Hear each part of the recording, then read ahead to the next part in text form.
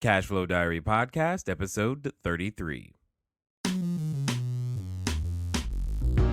Congratulations, you showed up. Give yourself a high five in celebration of your success. Welcome to the Cashflow Diary, where new and experienced investors come to take confident action towards their goals. Your host is a family man, a real estate entrepreneur, investor, coach, and instructor. As a master facilitator of Robert Kiyosaki's Cashflow 101 game, he's inspired many to begin their journey into creating cash flow for themselves and their family. And now, here he is to offer you the tools required to earn the income desired. Your cash flow coach, Jay Massey. All right, well, welcome to today's episode. For those of you listening for us for the first time, we definitely invite you to go over to learninvestingnow.com and feel free to download our free e-course that teaches you all about wholesaling, i.e. how to do real estate using none of your own money and credit. That's how I started. That's great. And many of you know that, but if you've never heard of how to do that, that's what the e-course is designed to do. Completely free. Feel free to go do that. And again, that's over at learninvestingnow.com. Now, today's episode, if you've been paying attention to the title, you know that I have another special guest. Well, you probably have figured out that real estate is a team sport. Wealth is a team sport. Doing this game of building cash flow takes many, many, many, many people.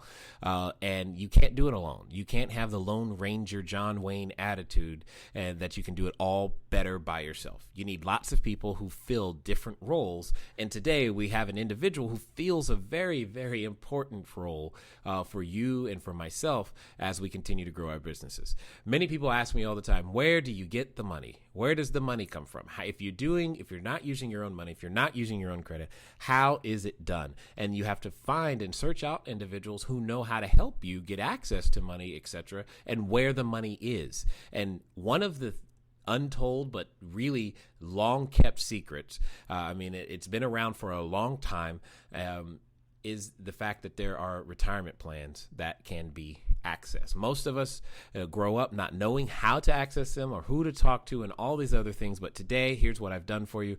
I've got a gentleman with a very reputable company on the line to be able to discuss with you and with myself how we can better utilize his services as we go out there to build cash flow. And now we're creating returns for our friends and families as well as ourselves and help a lot more people retire.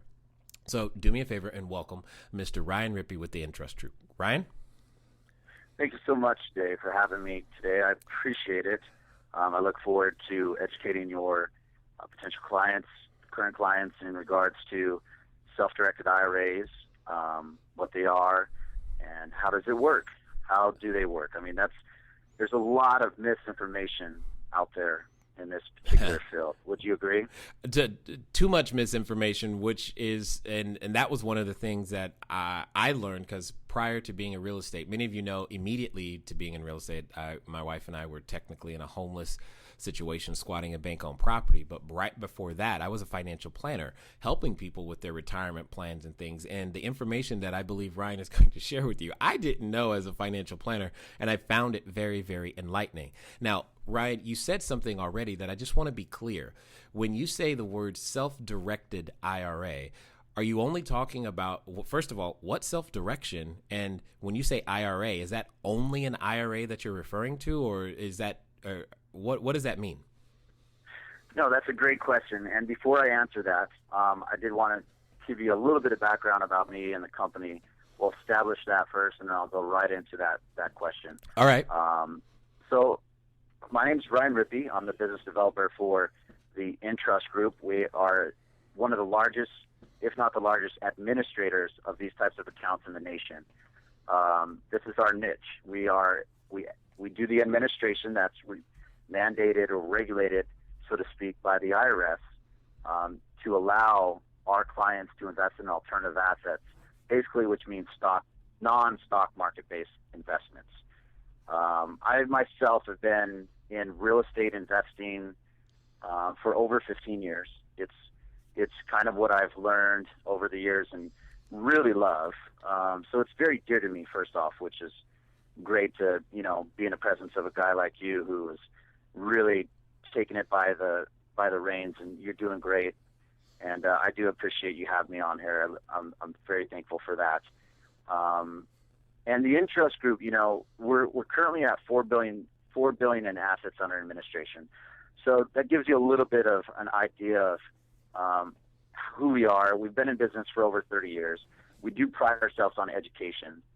Very important to understand that. We are not financial advisors, like you said before, Jay. You're a financial advisor. You give your clients advice on, what stocks, bonds, maybe mutual funds to invest in. On my side of it, the self-directed part is a key point of all of this, which means the IRA holder is going to direct us from themselves to invest in whatever alternative investment they're looking to invest in. So the biggest misconception out there in regards to self-direction is everybody thinks it's a particular type of retirement account. I get a client, Jay, call in and they go, well, yeah, I would like a self-directed IRA. I go, okay, well, first question is, what type of IRA do you have currently? And they're kind of, maybe they're kind of pushed back a little bit and go, well, I thought, it's a particular type of IRA. And that's probably the biggest misconception, is that we have traditional IRAs, we have Roth IRAs, we have SEP, Simple, HSA, ESA, we have the solo 401k. So we have all the different types of retirement accounts. Self-directed is truly a marketing term just put before these accounts to let you know that you are allowed to invest in alternative assets.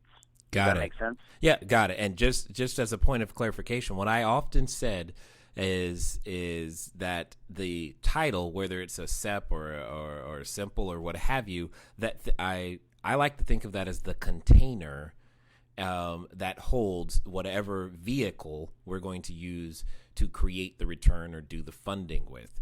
And that always worked for me to understand it. Yeah, that's a great way. That always worked for me. That's a great way to look at it. It truly is. It's a good way. Now, you mentioned before you were a financial advisor. Mm-hmm. See, what has happened over so many years and why this is, some people say it's a secret, or some people say, or they don't believe it. They go, you can't invest in alternative assets like real estate through an IRA or a 401k. How is this even, allowed? The truth is, it's been permissible since the very beginning of IRAs back in the 70s. The very beginning. It's just taking a very long time. I like to say that Wall Street did a great job in explaining to the whole world that, or not the whole world, but to the nation, that the world is still flat. People are convinced that stock market-based investments are their only option within their retirement account, and that's not true. So it's truly my duty. I mean, that's what I do. I educate every day, and I explain to people it is permissible, and I explain to them the rules and regulations, which we'll get into here in a little bit. But my job is to explain to the nation that stock market-based investments aren't your only option, that there are an extreme amount of options that you're allowed to invest in. So the world's not flat anymore. It's actually round. Right. One of the unique things that I like about when you said it's been permissible since the 70s, to my understanding, that was since 1974, which I consider to be a very, very great year, simply because that was also the year I was born. So I find it very, very, it just seems appropriate to me that for at least the first 3-4 years of my real estate career, 90+% of my funds came from the very rules that haven't been as publicized as you're talking about. So that raises the question, though. Why do you think why do you think it's not quote unquote common knowledge? I mean, everyone knows you go to your HR department, and when I go to my HR department, they don't tell me these things. Where is the roadblock? Why has the market been so slow to mention these things? Why don't I see those commercials that you can do this? What do you think that is? I truly feel that, I hate to put any type of bad light on any industry, but, financial advisors are taught to sell stocks, bonds, mutual funds. And so that I feel that stocks, bonds, mutual funds have been, over the years, when you're growing up and you get a job for the first time and they say, oh, company 401k, it's matched, go ahead and, jump on it, and then it's matched, and then maybe they change jobs a couple times, and, they roll over 401ks into new 401ks, and, what do you invest? You ask your coworker, well, what are you investing in? And they go, well, I'm investing in what the company's investing in, and I just, and then there's the outside of that, the 401k world now we're talking traditional IRAs and Roth IRAs, which the financial planners come into play, and the client sits down in front of them, and they don't get paid if you invest in alternative assets. Let's face it. I did. That's why I do real estate now. Yes, and why would they want to send them somewhere else, so to speak? It's like, I guess I work at a Honda dealership, and somebody comes in and, oh, I heard that, maybe I can buy a different type of car or something. No. The Honda is the only car you can buy. This is it. This is what you're, kind of thing. It's just, I wouldn't say it's misleading, but, they're trained by Fortune 500 companies. I mean, we're talking Charles Schwab, Edward Jones, guys who I like to see it as educating the client.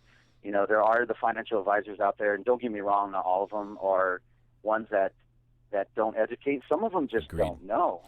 I didn't know. You are correct. I mean, yeah, when did you were a financial advisor for how long, Jay? About 4 years. I was doing insurance and financial planning, had the Series 6, 63, 65. I did active money management, did a lot of annuities, and all kinds of stuff. But I didn't know, because it wasn't in any book for my license to tell me that was possible. Right, and I like to say that it's not like it's not that they're being misleading. It's just they just don't know. It's just that's the whole part about it, and that's really what the hard part about my job is first off, it's like telling somebody that a unicorn does exist. You know what I mean? There's a unicorn. I promise it exists. And I have to convince them that this unicorn exists, and then I have to take them and show them that it actually exists, and then say, well, you can see the unicorn, but there's some rules and regulations to maybe keeping the unicorn or doing, some investing through it. So that's the hard part for me is, one, explaining to a client it is permissible, has been since, like you said, 74 when the IRAs were born, the individual retirement arrangement accounts. And then and then the next thing is I have to sit down with them and talk to them in regards to their particular strategy on their investment. And I have to make sure that it makes sense, because there are some rules and regulations, which we'll talk about here in a little bit, that they need to be aware of. Because here's the thing is, I'll never say it's for everybody. This particular type of strategy for your retirement account, it's not for everybody. Right. Go ahead. I was going to say, would you say that, I think you're saying that because, and correct me if I'm wrong here, but this is what I believe, is that you're saying the reason self-directed isn't for everybody is because not everybody has the same level of financial intelligence to actually understand everything that's going on within it. What would you say to that? Well, I would agree with that. And you had mentioned before, in regards to a team, you have to find the right people in your circle to make the appropriate investment. Here's the problem. And if you're talking self-directed IRAs, there's no financial advisors in self-directed IRAs. Right. Okay. I don't get paid a commission, so I can't advise. I educate. So therefore, it's very important for that client to, involve their decision making on their investment with trusted advisors or, people like you, Jay, who has that knowledge on that specific investment in real estate. Those are the people you must have in your circle, in your relationship, to be a successful investor. Exactly. I agreed 100%. 100%. And that's one of the things that I've always talked about, guys, is you've got to know you as the CEO of your investment company have to put people in the appropriate roles in which they fit best. It's your job to understand your teammates' weaknesses and strengths, and even to some degree understand their biases, because that's what we're really talking about. A financial planner who is licensed by the SEC NASD isn't necessarily the evil person. It just means that they have a certain bias, and that bias is towards their commission grid, and that commission grid is slanted towards mutual funds, annuities, insurance, and or stocks and bonds, et cetera, et cetera. And you just need to be aware of that. And what Ryan has available is a completely different option that you and I don't commonly get exposed to, and dare I say, simply because the marketing prowess of those who have the head start, if you will, is just stronger. And you and I don't typically find out about it unless we run across a podcast and try to educate ourselves, or run across Ryan in one of his hundreds of presentations that he does across the U.S. So, Ryan, I have a question. Your company's been around for a long time. You've been investing for 15 years, 40 billion of assets under administration. What are some of the things that you've seen your clients actually do? Like, give us 2 or 3 stories of something that they've actually done with their retirement plan. Because if they're not putting it in the stock market, how can they use this to help them retire sooner or help others retire sooner? Or what do they do? Sure, that's a great question. First off, it's $4 billion under assets administration. I would say we had a statistic come out: 2/3 of our clients, of our 20,000 plus clients, invest in real estate. It's that's a hint. 2/3 of our investors, and obviously that's my world. That's my world, is real estate as well. So I fit into that world very well, and I speak that language. Clients, particularly, how do they hear about it? A lot of times they hear from real estate agents, or they're at a group, or like a real estate investor group, and they hear of somebody utilizing retirement funds to purchase an investment property, and whoa, wait a sec, how do you do that?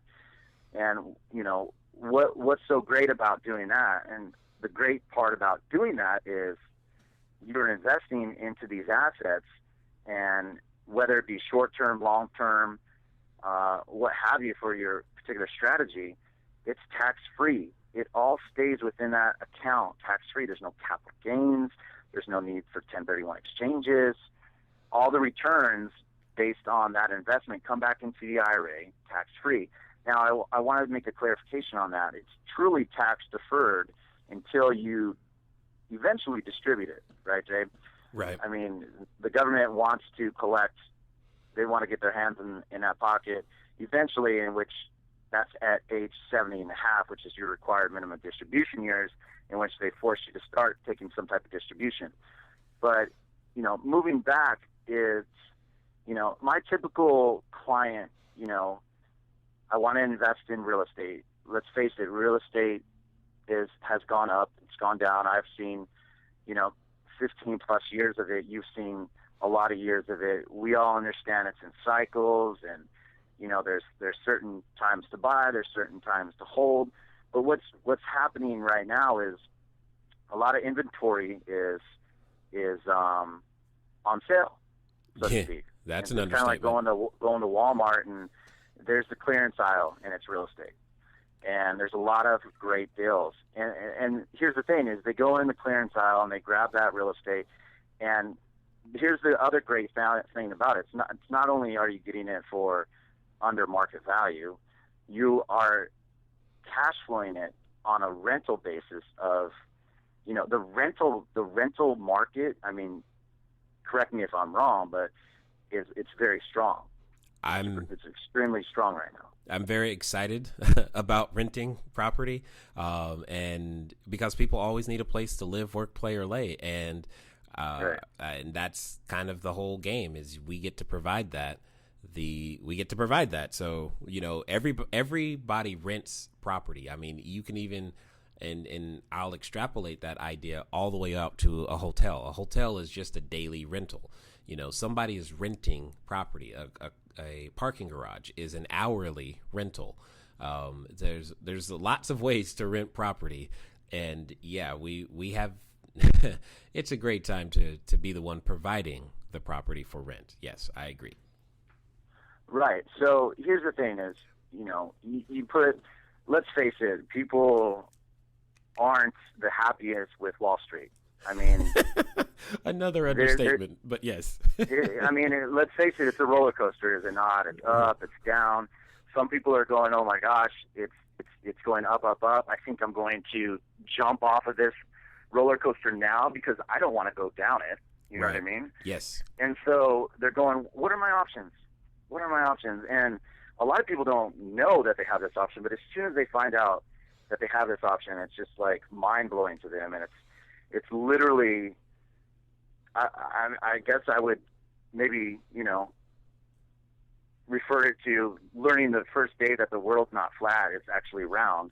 It's a pretty exciting day. Right. I can invest in alternative assets. I can grow my retirement account, potentially very aggressive to where, one day I can retire by my rules. I can take control of my investments. It's huge. It's such an amazing possibility to put somebody kind of in the driver's seat for once. And here's what I like to say, Jay. With more control over your retirement account, with more options comes responsibility. It really does. This is like Spider-Man all of a sudden. With great power comes great responsibility. True. It's exactly it.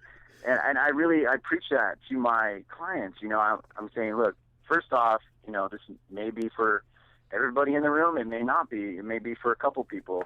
A lot of my clients will bring over partial transfers, meaning they can just keep some money in the stock market still, which will diversify them a little bit more, and then they'll bring over and test the waters out. So a lot of clients do that. So clients don't have to bring over the entire funds, over to their self-directed IRA. And let's face it, banks aren't lending, okay? Right. I was a mortgage broker for over a decade, and there was some amazing, types of deals out there where we got financing done, did we not, Jay? Well,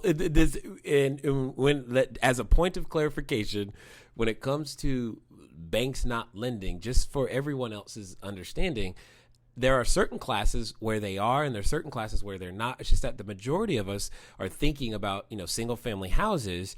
But I know for me in the commercial space, in my commercial retail, banks are more willing to lend. That doesn't mean they're lending. That's just more willing to lend. These things are easier. Apartment sizes that are above 120, or in some cases 50 to 120.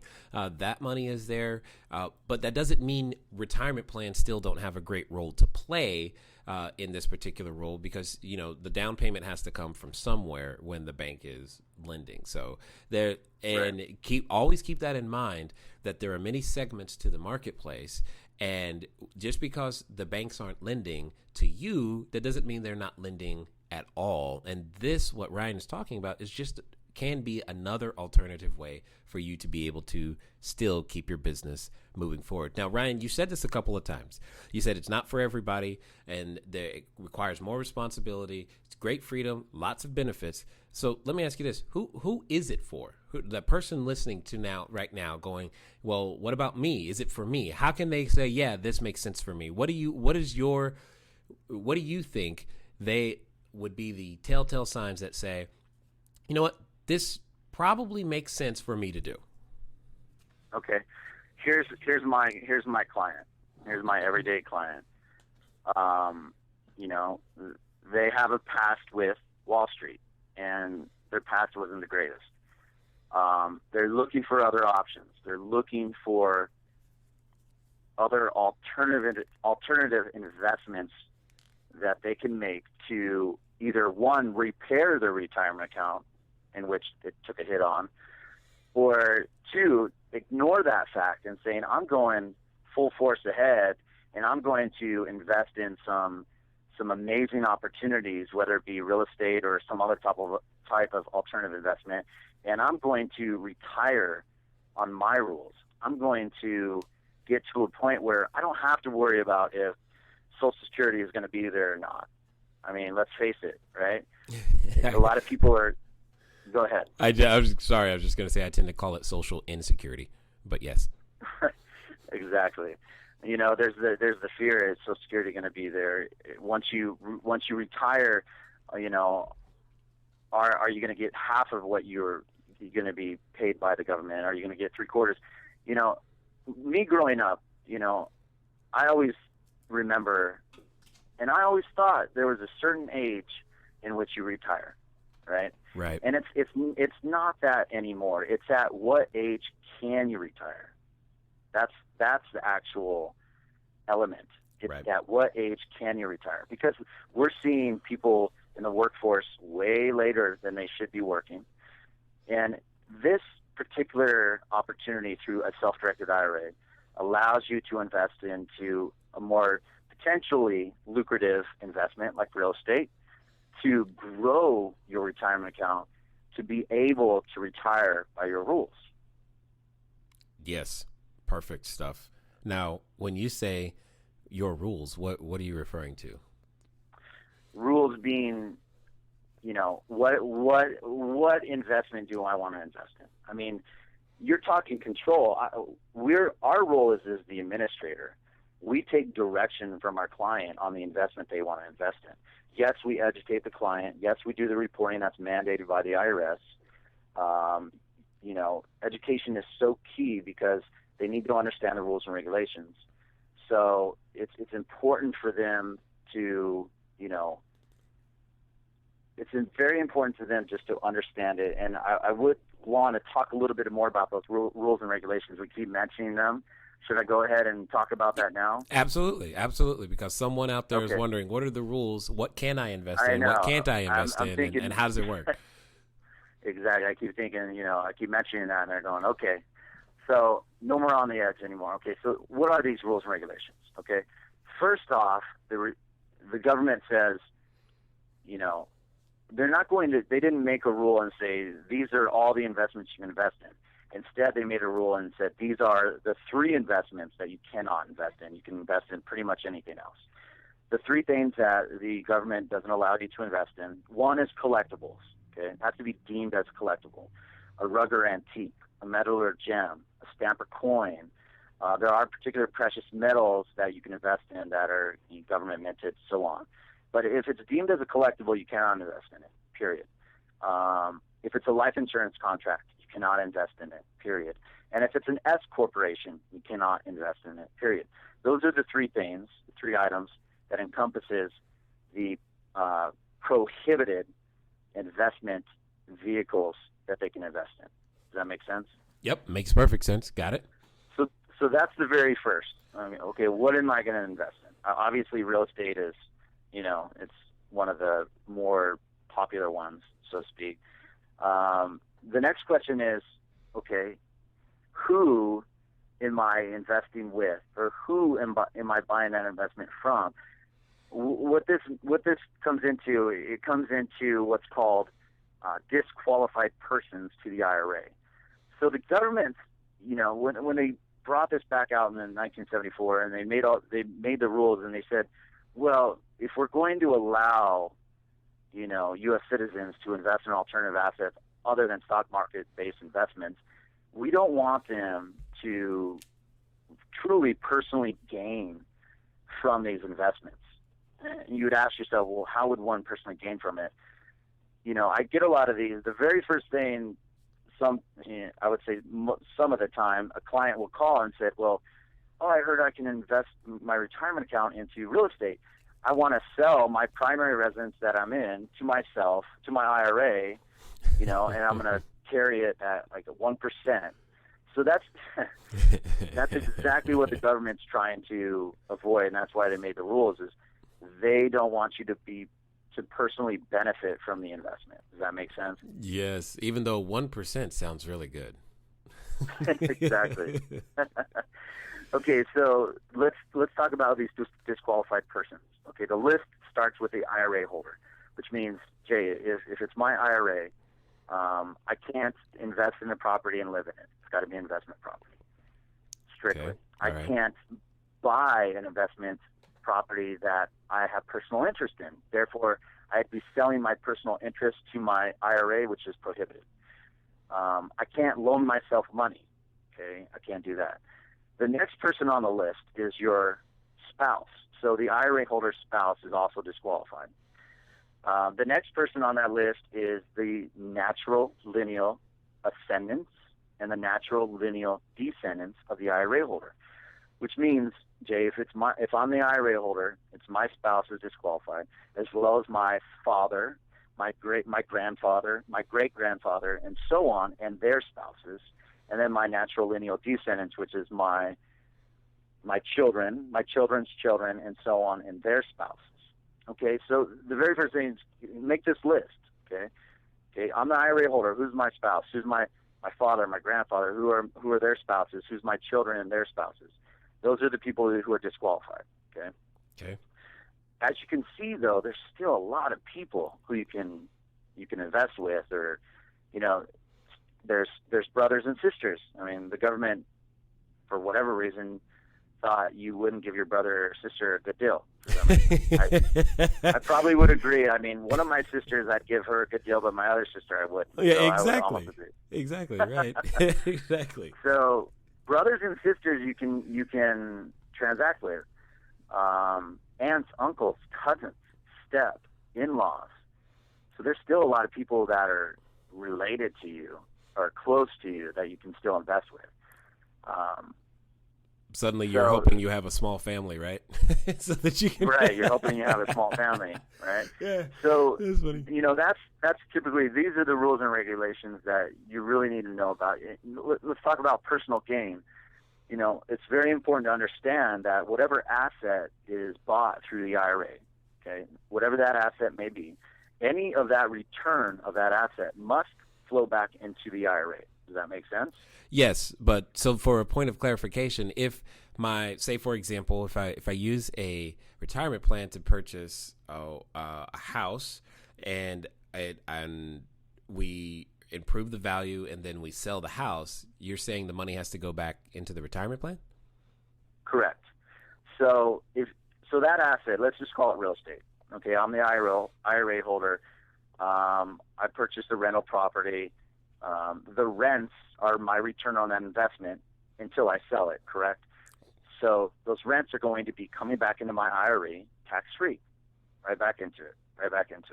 I cannot personally take any of that money and truly put it in my pocket without taking a distribution and paying, taxes on that depending on my age and, that type of thing. So you got to understand these are still retirement accounts.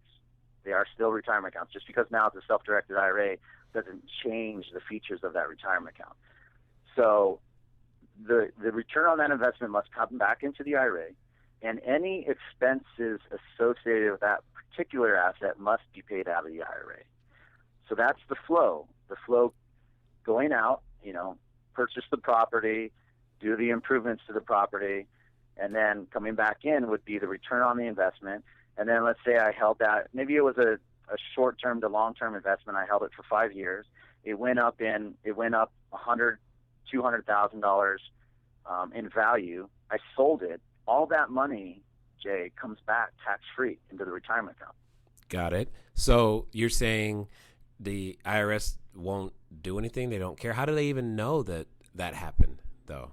Because somebody's got to say something, right? That's a great question. How does the IRS know? So I mentioned before, we, as the administrator, do the reporting that's mandated or regulated by the IRS in regards to retirement accounts. Every custodian in the nation does the same thing, whether it be Charles Schwab, Edward Jones, or the Entrust Group. We do the reporting. What is the report? The reporting is if you make a contribution to your retirement account, okay, we report a 5498. And the government gets that 5498. It shows what the contribution was, and they match it up on the tax returns. All right. If that IRA holder takes a distribution, we report that on a 1099-R. Okay. So you asked me, well, how do they know the value? So another indicator on the 5498 is what's called a fair market value. All right. A fair market value is basically a snapshot in time of what that particular IRA is worth, estimated. All right. So every year, so I'm the IRA holder, right? I bought that rental property. I get a request from my custodian, which would be the Entrust Group, that they need to know what the value is, and I need to report that on a fair market value form, and I have to supply some documentation on what it's worth. So, I have maybe a real estate agent do a PPO, or do a CMA on it, or and even an assessor's bill is okay. So the government, well, first off, the IRA holder has to get that information for the administrator, and then the administrator has to report that value on the 5498 to the government. That is the only reporting in regards to, the value of that asset that is owned by the IRA. So if you're talking stocks, bonds, mutual funds, it's very easy for them. I mean, that current day, they can tell what the stocks are doing and what the value is. When you're talking alternative assets, you have to know it's just a snapshot of that asset, what the value is that day, report it to us, and report that to them. Got it. As you can probably tell, there's lots of information that Ryan and I have to share, and that Ryan has got for you. And I want to get right back to it, but I know those of you who have been diligently looking for that opportunity to answer the cash flow question want to make sure that you have an opportunity to do so. So I want to review that again from last time, so that those of you who did send in your answers know that, hey, I won. And those of you who are wondering, oh, what's the cash flow question and why should I care? You have an understanding as well. Anyway, basically what we do every week is we do our best to give you one question that I believe will increase your financial intelligence. And by understanding this question, you become a better investor, a better real estate entrepreneur, a better business person, maybe even occasionally just a better person. And that's fine too. So last week's question was, of the following ratios, operating expense, debt service coverage, loan to value, and investment to value, which is the most important to pay attention to when your goal is to hold and develop property for long-term cash flow, and why? Now, one of the popular answers was debt service coverage ratio. If you don't know what that is basically a ratio of the net operating income over the debt service, also known as the mortgage payment for some of you. Okay. So if you happen to have, after all your expenses except debt service, so after taxes, property management, and any sort of maintenance, vacancy allowances, etc., advertising, legal expenses, what's left can be called your net operating income. Income minus expenses equals net operating income. And you want that debt service coverage ratio to be as high as possible. Because if you have a debt service coverage ratio, say that is 1, that means your net operating income is equal to your mortgage payment. So you want that number to be as high as possible. You want it to be, if you can, go for 2. That would be good, because that means you have twice the amount of money necessary to continue, not only operate the property, but to cover the debt service. Now, there's nothing wrong with that being an important one. Here's the thing. I was going for the most important, and debt service coverage ratio is an optional one, because some of you out there are paying cash for your properties and you don't have debt, or maybe the property is paid off, etc. Or you're using some form of syndication in which you don't have to worry about any sort of leverage inside of the equation. So debt service coverage ratio may not necessarily be in existence. The number that, or the ratio that I want you paying attention to, is operating expense. Operating expense is by far one of the ones where money leaks out. If you're not paying attention to how your plumbing expenses, or your water expenses, or your utilities, and all of those things are key. They affect every property that you're holding. See, debt service coverage ratio is very, very important, but it doesn't affect every property. Every property has an operating expense ratio. Even if it's vacant, it just has a really, really high operating expense ratio. Okay. And you want to make sure that you're in a position to continually managing that ratio. And it's just the ratio of income to expenses. And clearly in this case, you want to keep the ratio as low as possible. But again, the goal isn't just to beat up the expenses and pay nothing and not maintain your property. It's to make sure that you maintain quality, but you do so efficiently. An operating expense ratio is a number that you can use to make sure that that happens. If you're looking for that magic number, I don't know that there is a quote unquote magic number, but I do know this. As a rule of thumb, 40% is something that you should be aiming for. And if it's worse than that, as in higher, well, you got your work cut out for you. Look for how you can cut expenses or increase income. Or if it's already 40%, I mean, again, 40% is just kind of a rule of thumb. Go for less. We have properties that have operated at significantly less than 40%, but it's just a goal, someplace to start, someplace to have a benchmark and go from there. All right, so for those of you who want to answer this week's question, make sure you dial in to 800-689-1764 to win a copy of the upcoming book, My Cash Flow Creation System, that basically lays out my entire business plan from how to wholesale, how to do apartment buildings, how to raise private capital, and why on earth you can do it too. And this week's question is specifically designed for you to call the number because it's more of a why question than a one-word answer. Now, if you want to write a long answer and send in your answer that way, that's completely fine. It's cashflow question at CashFlowDiary.com. Send in your answer there. 800-689-1764. And remember, you got to give us your details because we cannot email you a book. It just doesn't work that way. So here's the question, and it's simple. Explain one way, just one, that you can use real estate as a protection against inflation. Again, send your answer in to 800-689-1764 or cashflowquestion at cashflowdiary.com. All right, let's get back to the rest of the interview with Ryan Rippy.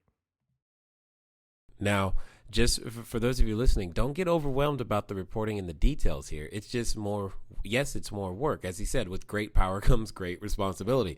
Now, typically, what you can do, and this is what I know I've done, Ryan, you can comment on it, is that we'll use additional higher level CPAs and tax advisors to help us through that process, not only for ourselves, but also for any investors that we've also used, because I'm assuming not your common everyday CPA understands everything that you just said. What would you say to that, Ryan? I would agree to that 100%. In all fields, that's just not CPAs. I'm talking attorneys, right. CPAs, accountants. I'm talking any trusted advisor you can possibly think of across the board. You get a room full of 100 people, probably 95% of them, maybe higher, don't understand it. Right. And just so that's another reason why it's so important if you are going to invest in alternative assets through a retirement account, again, to surround yourself with the right people who understand it, who are knowledgeable on it, who has an affiliation with, a large administrator like who I work for, the Entrust Group. It's important to have that in your circle to make sure that investment works. I like to say that, in the very beginning of strategizing and planning this out, it's like building the foundation of a house. You don't want to forget to put the rebar, which is the metal rod that goes in the stem wall to reinforce that, to strengthen it, to allow that house to be there for years on end. It's very important to really build that foundation correctly and get the right people involved with it before entering into any investment. I totally agree. I mean, and not just building it correctly, I'm going to say building it deep and as well, so that you can build as high and as tall and as you want, or as wide as you want to. And most importantly, something that I learned a long time ago is that if the process of learning how to do something right, also known as due diligence, you consider that to be too expensive. If you can't afford the due diligence, you can't afford the investment. And that's probably a hint that it may not be for you, and that's okay. 100% of the time. Now, one of the things, Ryan, that we've been focused on is the fact that, if how I can use my own IRA.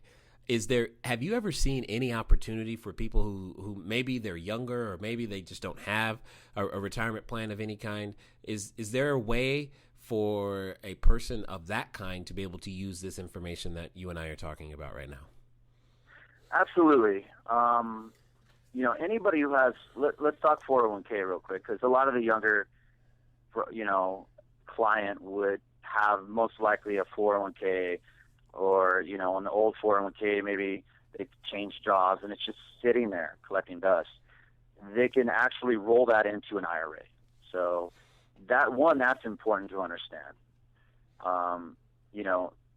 Two, another important factor of this is you'll get the clients to go, well, gosh, I only have, $20,000, or I only have, $50,000 or less. What can I truly do with that? Well, guess what? Here's a neat little part about investing through a retirement account is you can partner. Okay, let's talk about partnering. Well, okay, Ryan just said I can partner. So the question is, who can I partner with? Right. And the answer is anyone. I can partner with myself, Jay. I could have a traditional IRA, okay, and I could have money in my bank account, right? Or maybe I want to partner with my sister's IRA, or maybe I want to partner with my. Here's the typical partnering: husband and wife. That's the most standard partnering that I see. Okay. Husband and wife. The key to partnering, okay, especially when we're talking about related parties. You may go, well, Ryan, I remember you saying that my spouse was disqualified. True, but in a partnering situation, if they invest in that asset at the same time, Jay, same time, it's permissible. Okay, so moving forward, now those percentages are locked. Those percentages can never change. Let's say 50% of it is my IRA money and 50% of it is my wife's IRA money. Or going back to my first example, 50% of it was my IRA and 50% of it is my cash in hand. Those percentages are locked throughout the life of that investment, okay? As well as the returns are proportionate depending on the percentages defined, as well as the expenses are proportionate on how that original investment it was defined. Got it. So, for as a point of clarification, what I think I hear you saying is if I split it 50-50 with my retirement plan at the beginning, that means half the rent and half the profit has to go to the IRA and half has to go to me. And it also means that if something happens or if there's an expense, property taxes, maintenance, a rehab, what have you, half the money has to come from me and half the money has to also come from the retirement plan. I can't make the retirement plan pay for all the expenses and I take all the profit. Is that right? That is 100% correct. You got it right on the head on that one. So, when you mentioned, what about those clients who, maybe have a smaller account or, think, well, I can't do anything anyways, with that amount of money. Well, that's a nice, part of this equation is you potentially can. You can potentially partner with somebody else, or you partner with, a family member or yourself. A lot of clients, what they'll do is, I'll mention this. I'll go over it briefly. It's kind of off topic, but it's a very popular topic in self-directed IRAs, and it's called checkbook control. Okay. Checkbook control LLC. What is an IRA checkbook control LLC? What that is, okay, means that, let's say, because we're still on the partnering situation, let's say it's husband and wife. Mm-hmm. And a husband and wife want to invest in this retirement into this real estate, and the whole 50%, having the tenant cut 2 checks and in expenses that has to be cut 2 checks. An alternative to that is to set up an entity LLC. Okay, it must be a brand new entity, Jay. Okay, which means the shares or units can't be owned by anybody. The IRAs have to be the very first very first entity to purchase those shares or units of that entity, and which basically is the member. So the IRA becomes the member of that entity. Whether it be just myself, Jay, I could be 100% single member LLC, or it can be jointly with a partner on it.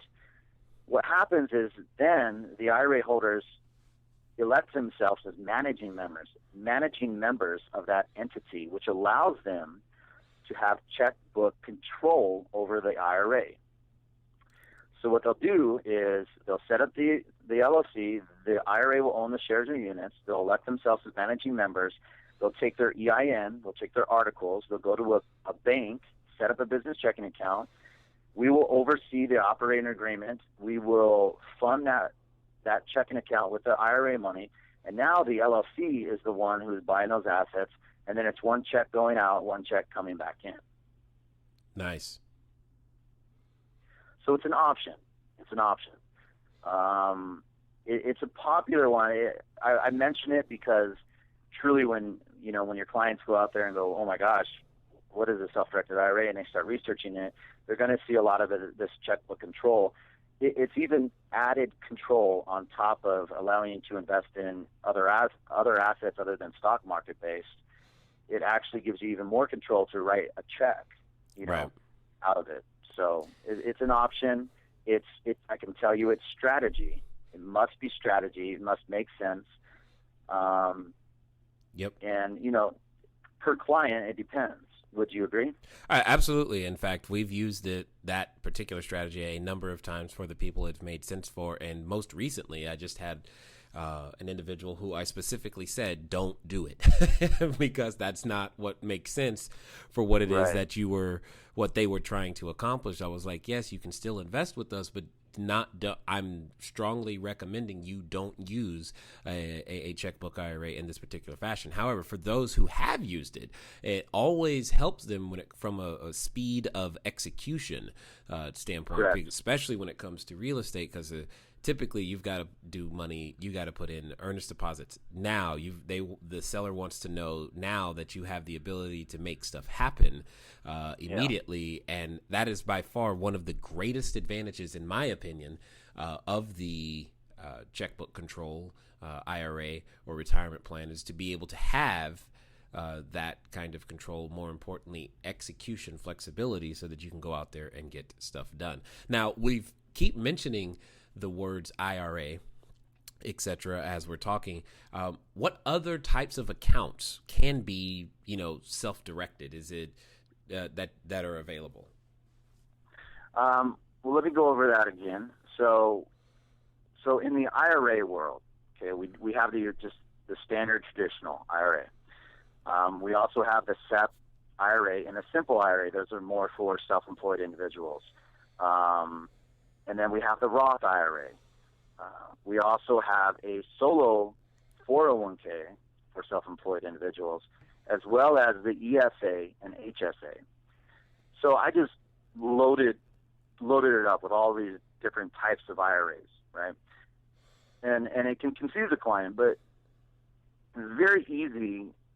My first question to a client is, what type of IRA do you have currently? And typically, 99% of the time, that IRA that they have currently is the type of IRA that they're going to open with us. Okay, does that make sense? Yes. Now, outside of the IRA world, there's 401k world.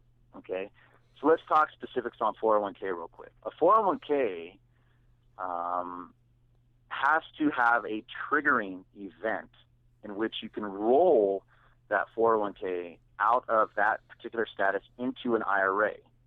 Okay. Now, these triggering events, Jay, are retirement, termination, death, disability, and divorce are the triggering events in which allows a 401k to be rolled out of a 401k status into an IRA. So a lot of people will come to me, Jay, and they're like, oh, great, I can roll over my 401k. The first question I ask them is, are you currently employed with your 401k? And, because if they're currently employed, 9 times out of 10, Jay, they're not going to be able to roll it out from that status into an IRA unless this is a neat little provision that is becoming a little bit more known in plan documents of 401ks. It's called an in-service withdrawal provision. What that basically means, Jay, is an in-service means they're still employed, and then the withdrawal allows them to roll out a percentage or maybe a portion of their 401k into an IRA. And it's a provision that's been adopted by the plan administrator. So if you're listening today and you have a 401k and you're still employed and you're going, darn it, call your plan administrator, ask them if you have an in-service withdrawal. You may or may not. If you don't, it needs, the 401k will need to hit one of those triggering events, again, retirement, termination, death, disability, or divorce, and able to roll any of those funds out into an IRA. Absolutely. Now, in the past, and just as a note, what I've asked people to do, instead of just calling their plan administrator, I actually asked them to ask for a copy of their summary plan description. You're right. You're right, Jay. I've seen these, and if you do get one of those, look right in the beginning under the table of contents, and just look down that, and you'll see in-service withdrawal provision, or maybe any other alternative provisions, and that's where they would look. The funny thing is that many of the plan administrators, or at least the people who answered the phone, didn't even know that was there. Oh wow! And that could be the case. That could definitely be the case. Yeah. Totally understood. So, yeah. Ryan, I'm just kind of curious. That we've invested this time. What would you say? If I've been listening this entire time, going, man, I feel like I should do this. How can we get in contact with you next? What's the next step? How do I pursue, understanding, this whole self-directed a little bit more, and more importantly than that, how cumbersome is the process to get it done? What's it going to take? That's a great question, Jay. First off, I want to explain that I can handle any client in any state in the nation. Okay, so I'm not limited to anything. So anybody in the nation, I can help. How is this process work? The very first step is to set up an account with me. It takes 2 to 3 days, Jay. It's pretty simple. It's just regular, information in regards to the IRA holder, their beneficiaries, what type of IRA they're looking to create with us, how the money's coming over. So if it's a transfer, that means it's an IRA to an IRA. So, for instance, if you have a traditional IRA, you would be transferring that IRA to the new IRA that you would set up with us. If it's a 401k, it would be considered a rollover. Those are kind of some of the industry terms. To set up the account, 2 to 3 days. To receive the money from the resigning custodian, that process can take a week to 2 weeks, typically. But I always like to tell a client, if you've done your research, you mentioned before due diligence. I can't stress the importance of that. If you do your due diligence and you're ready to do this, you can literally set it up and get it funded and ready to invest less than 30 days. I like to say that. Nice. Now, how you would contact me if you'd like to, first off, you guys can contact me if you have any questions. You're not bothering me. This is what I do. I love educating clients. I'm very knowledgeable in this space. There are some things that we didn't go too far down the rabbit hole.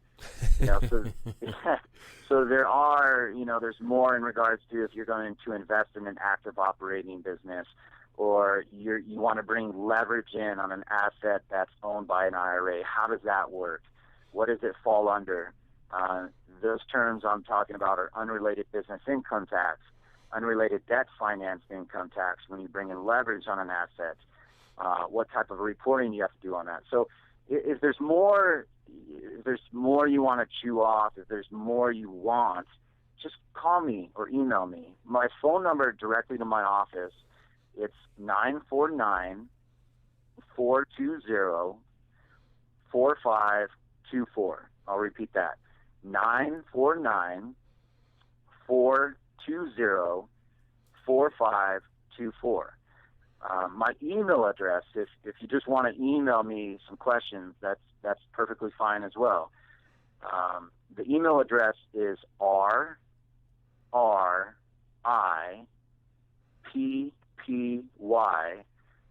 at the Entrust ENTRUST group GROUP.com. So I'll repeat that. So it's my first name is Ryan, my last name is Rippy. So Rippy, RRIPPY at, and then the name of the business is the Entrust Group. So it's THENTRUSTGROUP.com. Excellent. And Ryan, if I'm not mistaken, there's also a number of webinars, etc., they can find for some additional information? Yes. So thanks for mentioning that, Jay. If you go to theentrustgroup.com, that's our main website, you can go to the Learning Center and you can click on webinars. And what we do is we archive the webinars. I do quite a few of the webinars. There's other business development managers in the nation that do them as well. So you can get, another knowledgeable, representative of self-directed IRAs and get their outtake on it. I did one that was real popular not too long ago. It literally went for an hour and a half, Jay. It was on Checkbook Control LLC, which is a great one that's archived. So there's a lot of great information on our site. You can visit that. If you want just the link to it, or if you go, hey, Ryan, you mentioned this, on the podcast with Jay, would you just email it over to me? Just send over an email for your request, and I'll get it over to you. Excellent. And in fact, if you want, guys, just send me an email. I'll send it over to you as well, because I'm sure Ryan will send it to me. And Ryan, just, in closing, what would you say to that person who's either considering building cash flow, considering getting started in real estate? They're wondering how on earth, where's the money? Well, how do I do this? How do I make this happen? Is there anything that you would like to say to that person who's ready to take on life and ready to take on their retirement plan or the retirement plans of others to begin to build a new future? Well, there's two things. One, don't be that client that calls me up and goes, 6 months ago I listened to you talk, or 12 months ago I listened to you talk, and darn it, if I only would have just acted on it. I mean, I can't tell you how many times, I'm not saying just jump off the cliff. I'm saying do your due diligence, and here's the other part of it. Okay, I mentioned two things. The other part of it is involve yourself with the right people, okay, on the investment. Involve yourself. If you're going to invest in real estate, well, you better have on your team the right people that know that asset. So do your due diligence on that. And then, so once you know it, do it. Here's the other thing is a lot of clients, I'll mention to them, well, just don't put all your eggs in one basket. You can try it out. A lot of clients will do partial transfers, meaning, hey, Ryan, I have $500,000 in my traditional IRA with Charles Schwab. I'm going to bring over half of that. And I'm going to try it out. I'm going to invest $250,000 in some alternative assets, real estate involved. I'm going to try it out. You can do that. Or I have the ones that are like, you know what, Wall Street is definitely not for me anymore, anytime soon. I'm going to transfer all of it over. I'm going to invest in this asset class. So it depends. So the two things, don't be the guy who calls me 6 months from now and goes, darn it, I wish I would have done it. This is your future. This is your retirement. Now's the time to make that decision. And two, involve yourself with the right people, okay? And involve yourself with the informative, guys like Jay who educate. I love that part about it is, the more education you can give somebody, they can make that informative decision. Wouldn't you agree, Jay? Absolutely, 100%. And for all of you listening, I'm definitely glad. What you are hearing from Ryan was the key for me to get started in real estate, because I didn't know who my customers were going to be, where the money was going to come from. As many of you already know, and as I said earlier, even in this episode, my wife and I started from a very negative position. How about that? And we needed a way to fund our transactions or get paid and help people at the same time. And if it wasn't for the fact that I ran into this information, I don't know what would have happened. I mean, most of our I'd say easily first 100 transactions were all real estate, or were all retirement plans that were purchasing properties and cash flowing, et cetera, et cetera. And it was definitely the key to understanding it. But at the same time, you've got to learn how to educate people. You've got to learn all the risks that happen and it involved. But most importantly, just like Ryan said, you got to take action. Nothing changes unless you change. And you must begin to take action, and don't just take action for the sake of saying, well, at least now I know about it, but take action with the intent of acting on it. And then you never know. You don't know what you'll be able to create. I mean, and it's been an amazing journey, and it's an amazing ride. And that's part of the reason why I wanted to make sure that you had exposure to this information, because I know for me, it was a very, very important key. Entrust is definitely a company that I've used, and many of the clients that we work with use. And you just got to understand that they're there to help, and at the same time, you, as the person out there developing cash flow, you provide a service and help their client just as well. I mean, and it becomes a very, very good relationship. And you probably have local custodians, especially with Entrust, somewhere near you, because they are everywhere. So feel free to give Ryan a call. Definitely look him up, because it's rare when you can find the people that you need to help and they come to you so easily as you listen to a podcast on your iPhone, as you're working out or doing whatever it is that you're doing right now. Just know that we do our best here to make sure that you have the information you need to go out there to build the cash flow for your future. So with that being said, we will talk to you again soon.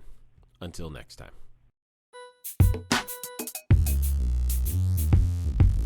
Thank you for investing your time with Jay Massey and the Cash Flow Diary. When you have a moment, please visit iTunes and leave a positive comment about the show. And go now to our website, CashFlowDiary.com, to take advantage of our free business building course, Cash Flow Foundation. Gain the knowledge, understanding, and skill that will teach you how to never need a job again. Until next time.